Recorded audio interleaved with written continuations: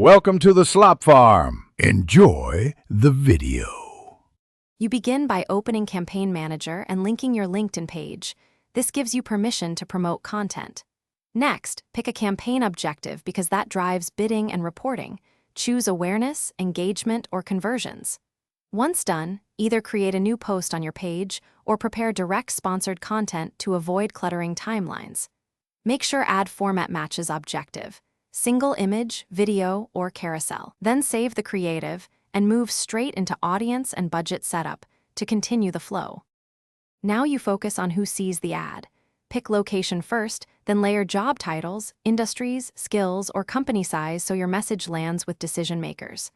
After that, set budget and schedule, decide daily versus total spend, and specify start/end dates. Choose bidding. Automated if you want LinkedIn to optimize, or manual CPC/CPM if you need control. Finally, implement the LinkedIn Insight tag and any custom conversions so you can track leads and optimize toward true business outcomes. Before you launch, do a final sweep.